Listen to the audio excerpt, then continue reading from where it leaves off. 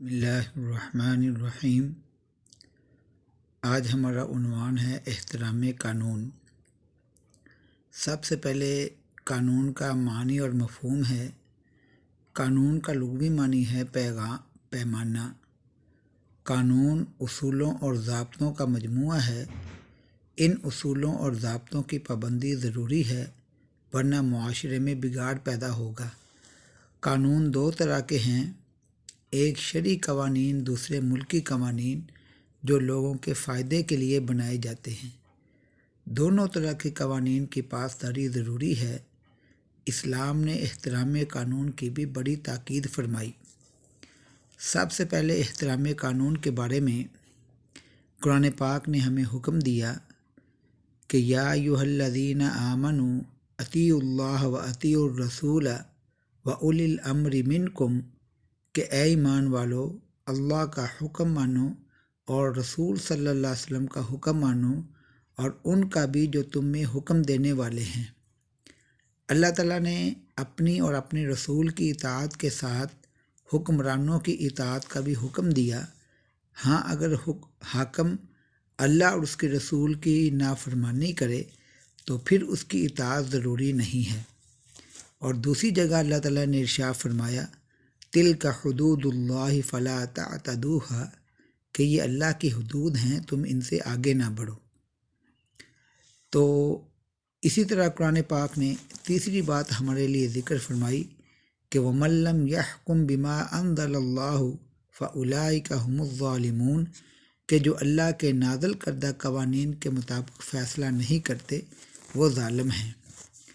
تو قرآن پاک نے اس کے بعد ہمیں حدیث مبارکہ سے احترام قانون کی جو ہے وہ رہنمائی فرمائی۔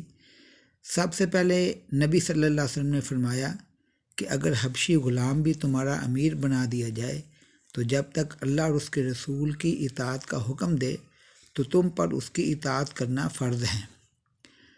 حکمران طبقے کی ذمہ داری ہے کہ ایسے قوانین بنائیں جو عوام کے لیے مفید ہوں، کیونکہ قیامت کے دن ان سے عوام کے بارے میں پوچھا جائے گا۔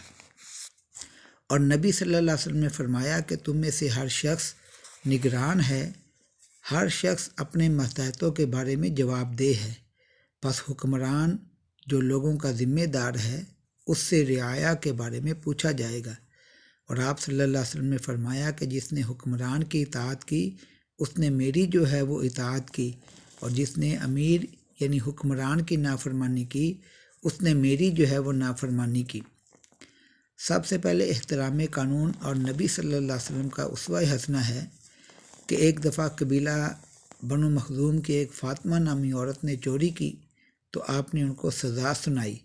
تو قریش نے سوچا کہ اس طرح تو قریش کی بڑی توہین ہوگی، تو لہٰذا آپ کے غلام زید بن حارث کے بیٹے اسامہ بن زید رضی اللہ تعالیٰ عنہ کے ذریعے سے سفارش کروائی کہ اس عورت کو معاف کر دیا جائے۔ آپ اس بات پہ بہت غصے میں آ گئے، فرمایا کہ تم سے پہلے یہود اسی وجہ سے ہلاک ہوئے، کوئی طاقتور جرم کرتا تو اسے چھوڑ دیتے، کوئی کمزور جرم کرتا تو اسے سزا دیتے۔ آپ نے فرمایا کہ قسم ہے اس ذات کی جس کے قبضہ میں میری جان ہے، اگر میری بیٹی فاطمہ بھی چوری کرتی تو میں اس کا بھی ہاتھ کٹوا دیتا۔ اسی طرح احترام قانون کے بارے میں حضرت علی رضی اللہ تعالیٰ عنہ کا واقعہ ہے کہ ایک دفعہ آپ کی زرہ گم ہو گئی اور ایک یہودی سے ملی۔ آپ خود خلیفہ ہونے کے باوجود اسے قاضی کی عدالت میں لے گئے۔ جب قاضی نے آپ کے بیٹے اور غلام دونوں کی گواہی کو آپ سے قریبی تعلق کی وجہ سے قبول کرنے سے انکار کر دیا تو آپ اپنے دعوے سے دستبردار ہو گئے۔ احترام قانون کی اس مثال نے یہودی کو اتنا متاثر کیا کہ وہ کلمہ پڑھ کر مسلمان ہو گئے۔ آج احترام قانون نہ ہونے کی وجہ سے مسلمان زوال کا شکار ہیں۔ امیر طبقے نے قانون شکنی کو اپنا شعار بنا رکھا ہے۔ جب تک لوگ قانون کا احترام نہیں کریں گے معاشرہ جو ہے وہ ترقی نہیں کر سکتا۔ اور کہتے ہیں قانون کی خلاف ورزی کی دو وجوہات ہوتی ہیں۔ پہلی وجہ ہے خود غرضی، مفاد پرستی، دوسرا ہے اپنے آپ کو قانون سے بالا تر جو ہے وہ سمجھنا۔ اس کے بعد کہتے ہیں کہ حکمران طبقہ اور احترام قانون اگر عوام میں احترام قانون کا سچا جذبہ پیدا کرنا ہے تو سب سے پہلے حکمرانوں کو چاہیے کہ وہ خود قانون کے اوپر عمل پیرا ہوں۔ آج دنیا میں قانون کی نظر میں سب برابر ہونے کا تو چرچا بہت ہے، لیکن دنیا کا کوئی آئین یا دستور ایسا ہوگا جس میں حکمران طبقے کے لیے رعایتیں نہ ہوں۔